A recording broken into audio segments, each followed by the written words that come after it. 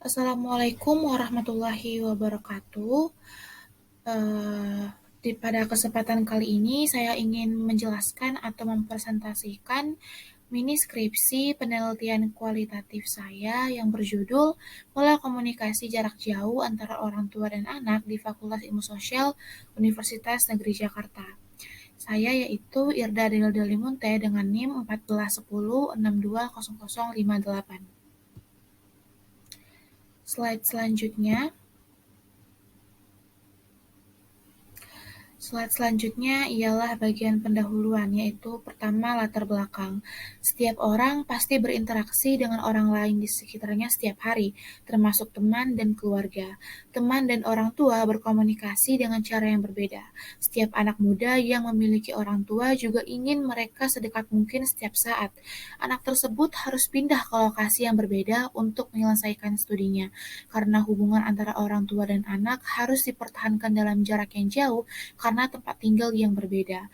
Ketiadaan pengawasan orang tua karena sedikitnya interaksi orang tua dengan anak akan menimbulkan persoalan.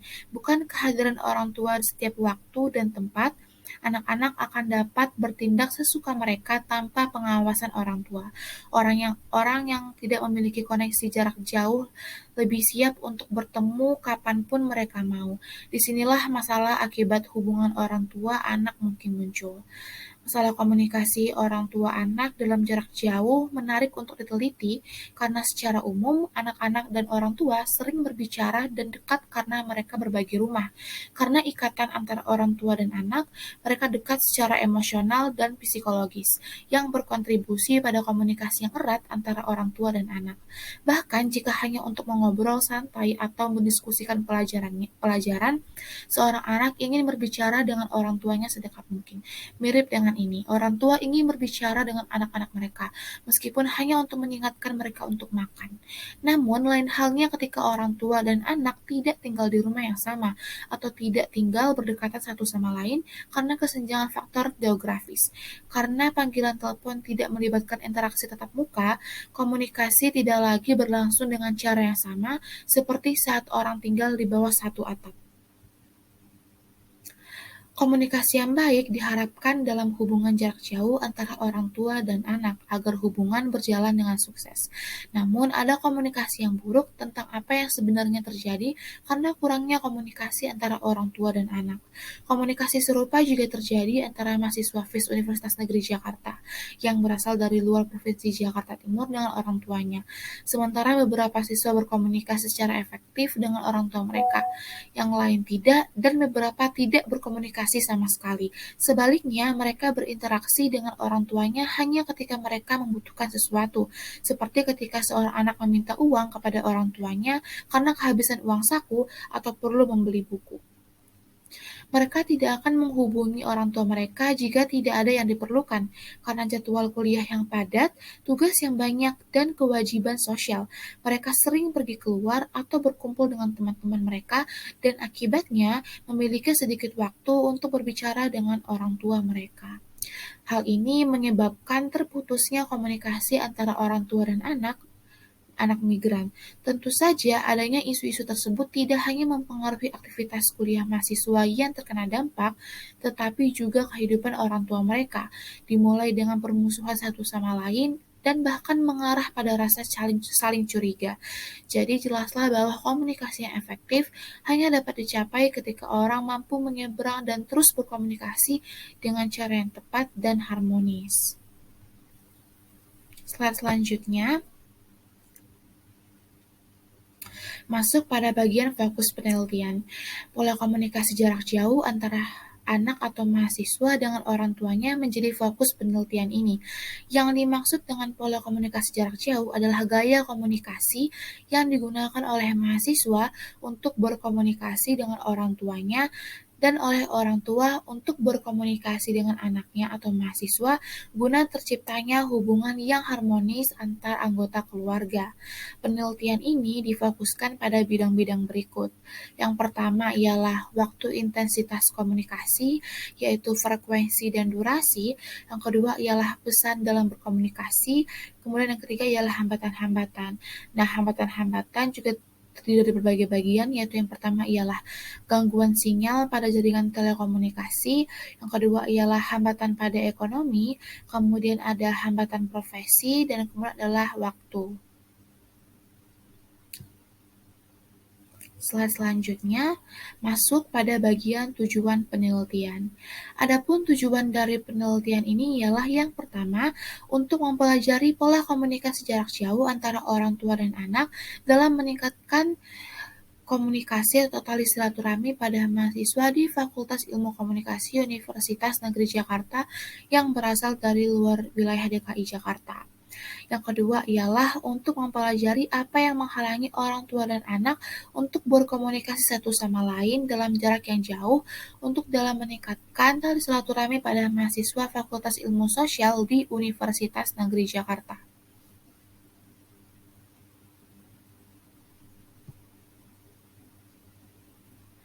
Slide selanjutnya ialah masuk pada bagian manfaat penelitian. Adapun manfaat dari penelitian ini ialah hasil dari penelitian ini dapat membantu anak-anak muda mempertahankan hubungan yang kuat dengan orang tua mereka, bahkan saat mereka terpisah dari mereka. Agar mahasiswa dapat menerapkan pola komunikasi yang efisien, telah dilakukan penelitian tentang pola komunikasi jarak jauh antara anak dan orang tua untuk menjaga hubungan yang baik.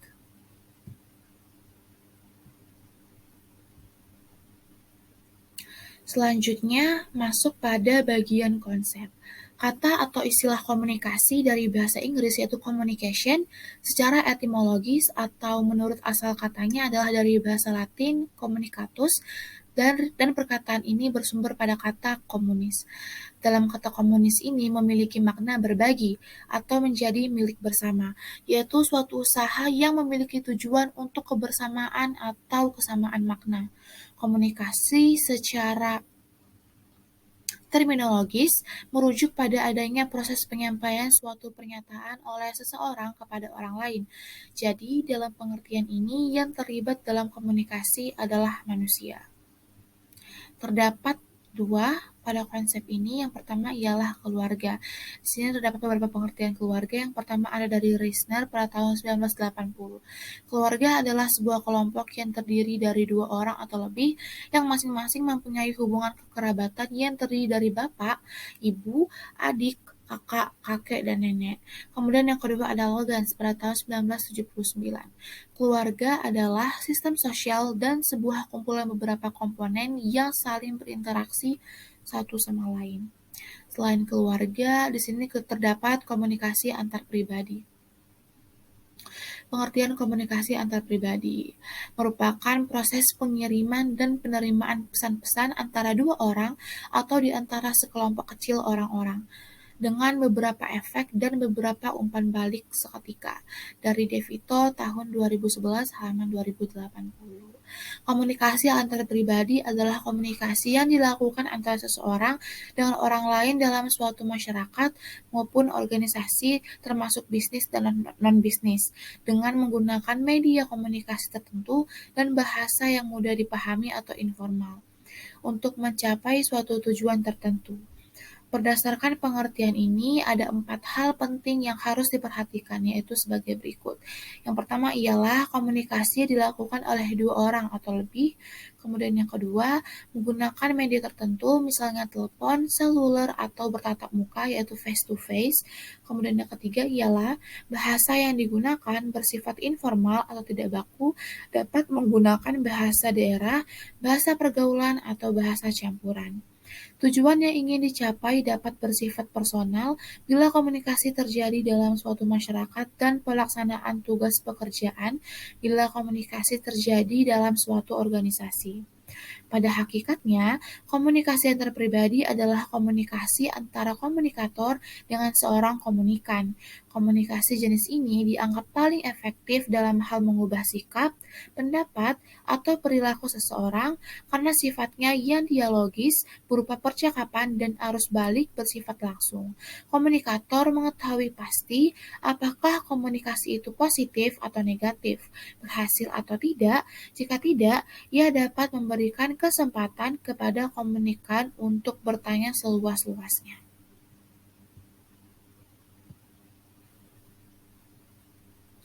Selanjutnya ialah masuk pada variabel yang ada pada penelitian kualitatif ini, yaitu istilah pola komunikasi biasa disebut juga sebagai model, yaitu sistem yang terdiri atas berbagai komponen yang berhubungan satu sama lain untuk tujuan pendidikan keadaan masyarakat. Pola adalah bentuk atau model lebih abstrak suatu set peraturan yang bisa dipakai untuk menghasilkan suatu atau bagian dari sesuatu, khususnya jika yang ditimbulkan cukup mencapai suatu sejenis untuk pola dasar yang dapat ditunjukkan atau terlihat. Pola komunikasi adalah proses yang dirancang untuk mewakili kenyataan keterpautan unsur-unsur yang dicakup beserta keberlangsungan guna memudahkan pemikiran secara sistematik dan logis. Pola komunikasi terdiri atas beberapa macam, yaitu yang pertama ialah pola komunikasi primer. Pola komunikasi primer merupakan suatu proses penyampaian oleh komunikator kepada komunikan dengan menggunakan suatu simbol sebagai media atau saluran. Dalam pola ini terbagi menjadi dua lambang, yaitu lambang verbal dan nonverbal. Lambang verbal yaitu bahasa yang paling sering digunakan, karena bahasa mampu mengungkapkan pikiran komunikator. Sedangkan lambang nonverbal yaitu nirverbal, yaitu lambang yang digunakan dalam berkomunikasi yang bukan bahasa, namun merupakan isyarat dengan menggunakan anggota tubuh antara lain mata, kepala, bibir, tangan, dan lain sebagainya. Kemudian yang kedua ada pola komunikasi sekunder. Pola komunikasi secara sekunder adalah proses penyampaian oleh komunikator kepada komunikan dengan menggunakan alat atau sarana sebagai media kedua setelah memakai lambang pada media pertama. Komunikator yang menggunakan media kedua ini karena yang menjadi sasaran komunikasi yang jauh tempatnya atau banyak jumlahnya. Dalam proses komunikasi secara sekunder ini, semakin lama akan semakin efektif dan efisien karena didukung oleh teknologi informasi yang semakin canggih. Yang ketiga ada pola komunikasi linear. Linear di sini mengandung makna lurus yang berarti perjalanan dari satu titik ke titik yang lain secara lurus, yang berlaru pada penyampaian pesan oleh komunikator kepada komunikan sebagai titik terminal. Jadi dalam proses komunikasi ini biasanya terjadi dalam komunikasi tatap muka yaitu face to face. Tetapi juga ada kalanya komunikasi bermedia. Dalam proses komunikasi ini, pesan yang disampaikan akan efektif apabila ada perencanaan sebelum melaksanakan komunikasi. Kemudian yang terakhir ialah pola komunikasi sirkular. Sirkular secara harfiah berarti bulat, bundar, atau keliling. Dalam proses sirkular itu terjadinya feedback atau umpan balik, yaitu terjadinya arus dari komunikan ke komunikator sebagai penentu utama keberhasilan komunikasi. Dalam pola komunikasi seperti ini, proses komunikasi berjalan terus, yaitu adanya umpan balik antara komunikator dan komunikan. Pola komunikasi yang sesuai untuk komunikasi jarak jauh, yaitu pola komunikasi sekunder, yang pada proses penyampaiannya menggunakan sarana atau media karena sasaran berada pada jarak jauh.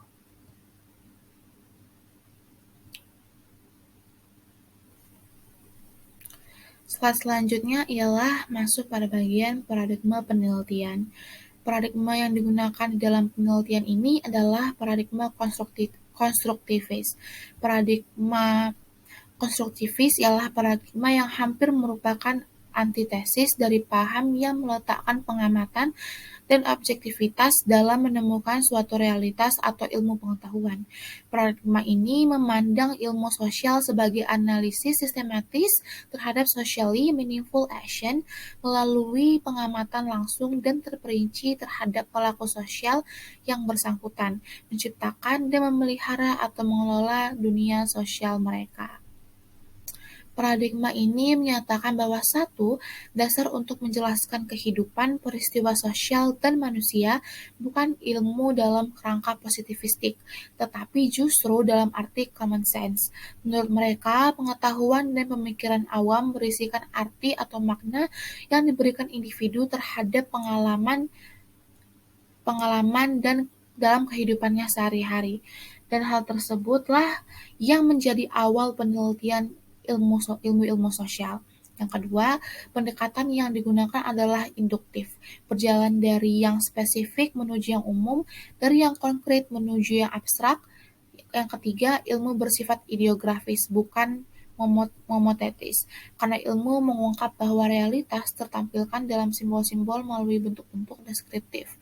Yang keempat, pengetahuan tidak hanya diperoleh melalui indera karena pemahaman mengenai makna dan interpretasi adalah jauh lebih penting.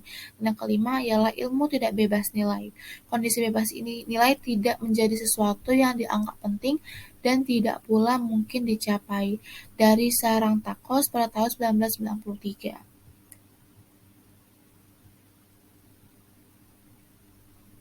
Peneliti menggunakan paradigma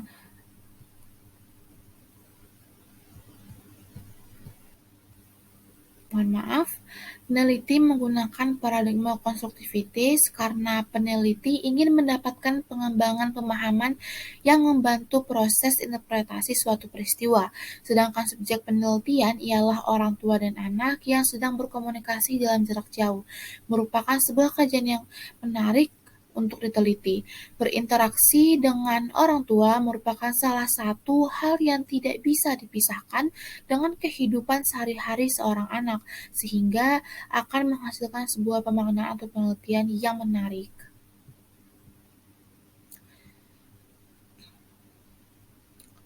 Slide selanjutnya ialah yang pertama ada pendekatan penelitian. Sesuai dengan paradigma dan permasalahan yang dipilih dalam penelitian ini, maka penelitian ini menggunakan pendekatan kualitatif.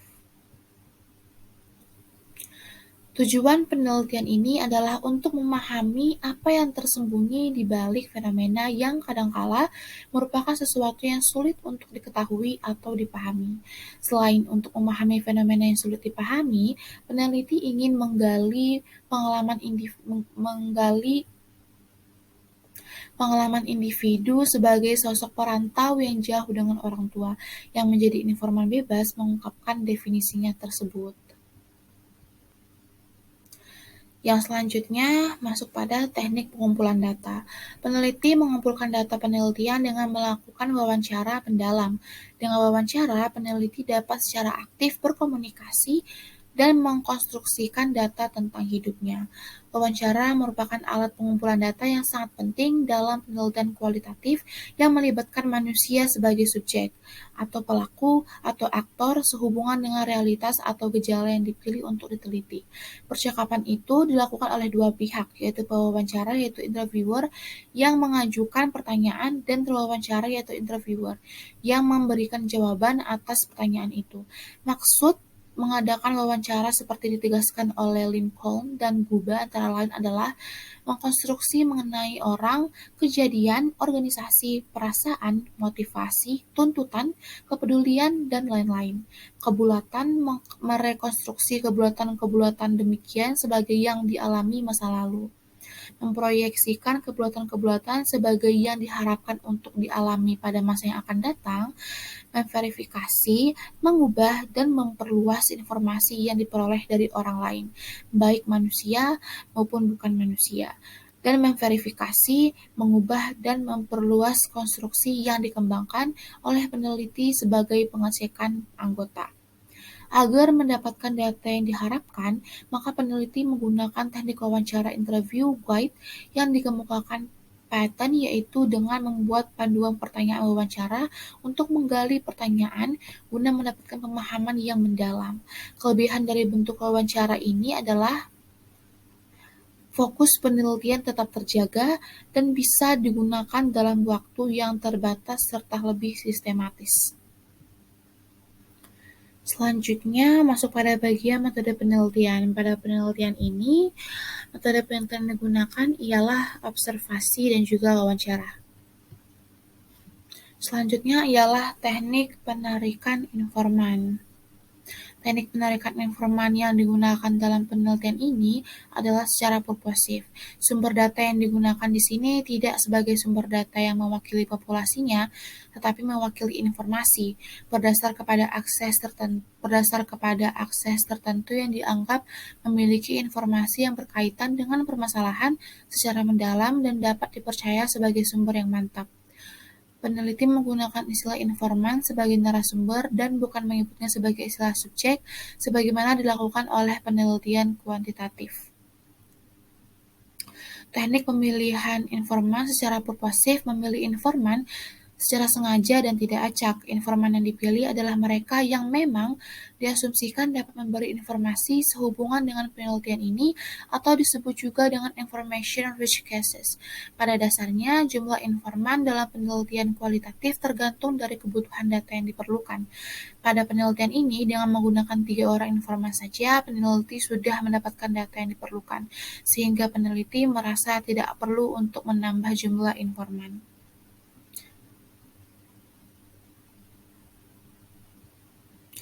Kemudian masuk, selanjutnya ialah teknik pengukuran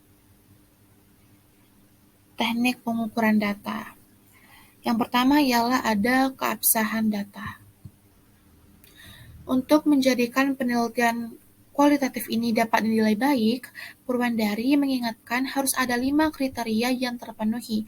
Pertama ialah keterbukaan, yaitu intensitas peneliti dalam mendiskusikan hasil temuannya ini dengan orang lain yang dianggap menguasai bidangnya. Di sisi peneliti telah mendiskusikan hasil temuannya dengan informan, juga dengan ahli media, dan juga dengan ahlinya. Di sini peneliti juga akan mendiskusikan hasil penelitian dengan dosen, pembimbing, yang menurut peneliti merupakan seorang ahli. Kriteria yang lain adalah konformabilitas, yaitu kesediaan peneliti mengungkapkan secara terbuka proses dan elemen-elemen penelitiannya, sehingga memungkinkan pihak lain melakukan penelitian. Yang ketiga ialah kebenaran. Kebenaran yang dimaksud di sini adalah kebenaran yang sebagian besar tergantung pada perspektif orang yang terlibat di dalamnya, dan oleh karenanya tergantung pada konteks situasi sekaligus internal pemberi definisi. Karena itu, untuk mendapatkan kebenaran ini, maka peneliti kembali kepada informan untuk mendapatkan persetujuannya bahwa kesimpulan yang diambil peneliti dan pemahamannya tentang berbagai istilah yang digunakan oleh informan sudah sesuai dengan yang dimaksudkan oleh mereka. Demikian juga pada kriteria kredibilitas yang terletak pada keberhasilan mencapai maksud, kemampuan mengeksplorasi masalah, mendeskripsikan setting, proses, kelompok sosial, atau pola interaksi yang kompleks. Peneliti berhasil menggali semua informasi dalam merupakan. Kriteria yang terakhir adalah transferabilitas. Sejauh mana penelitian yang dilakukan pada suatu kelompok dapat diaplikasikan ke dalam kelompok lain dengan memperhatikan setting atau konteks dalam mana studi akan dipindahkan haruslah relevan atau memiliki kesamaan.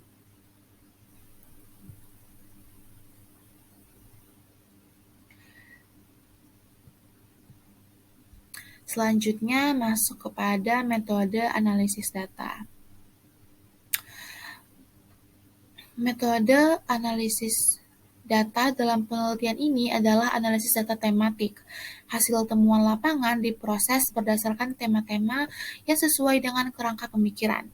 Dalam melakukan proses analisis data tematik, penulis melakukan yang pertama ialah menelaah seluruh data yang tersedia dari berbagai sumber, yaitu data primer, dari transkrip setiap informan yang diperoleh melalui wawancara mendalam dan pengamatan yang ditulis dalam catatan lapangan, serta sumber data sekunder seperti melalui surat kabar, data internet, dan beberapa sumber cetak lainnya.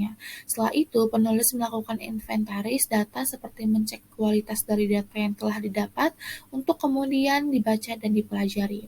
Yang kedua ialah mereduksi data. Dilakukan dengan membuat abstraksi, yaitu rangkuman sehingga inti, proses, dan pernyataan-pernyataan yang diperlukan dapat diambil, sedangkan data yang tidak dibutuhkan dapat direduksi agar tidak mengaburkan fokus penelitian. Yang ketiga ialah setelah mereduksi data, tahap selanjutnya adalah menyusun data-data tersebut ke dalam satuan-satuan. Menurut Gubernur Lincoln, tipologi satuan atau unit adalah satuan informasi yang berfungsi untuk menentukan atau mendefinisikan kategori. Setelah itu, penulis berusaha menemukan dan memberi label sesuai dengan pernyataan yang diberikan oleh para informan, untuk kemudian digunakan untuk menemukan ciri, atribut, atau karakteristik yang membedakan sesuatu dengan sesuatu yang lain. Kemudian selanjutnya, setelah menentukan tipologi satuan, tahap selanjutnya adalah penyusunan satuan. Ada dua karakteristik menurut Gubernur Lincoln. Pertama, satuan itu harus heuristik, yaitu mengarah kepada satu pengertian atau satu tindakan yang diperlukan oleh penulis, dan satuan itu hendaknya menarik. Kedua, satuan itu hendaknya merupakan sepotong informasi terkecil yang dapat berdiri sendiri. Artinya, satuan itu harus dapat ditafsirkan tanpa informasi tambahan selain pengertian umum dalam konteks data penelitian. Yang kelima ialah tahap selanjutnya adalah kategorisasi dengan melakukan coding. Hal-hal yang harus dikerjakan adalah membuat kategorisasi coding yang tidak, kemudian membuat format transkrip untuk coding data. Setelah itu, membaca transkrip lalu membuat kode untuk unit data pada transkrip, dan merumuskan data kode ke dalam masing-masing kategori. Kemudian yang terakhir ialah setelah melakukan kategorisasi dengan coding, selanjutnya yang harus dilakukan adalah menemukan pola atau tema. Pola atau tema seolah tampil secara acak, maka penulis harus melakukan proses mengkode informasi yang akan menghasilkan daftar tema. Tema minimal dapat mendeskripsikan fenomena dan secara maksimal memungkinkan menginterpretasi fenomena. Tahap terakhir adalah pemeriksaan keabsahan data dengan melihat kesinambungan data antara satu informan dengan informan lain.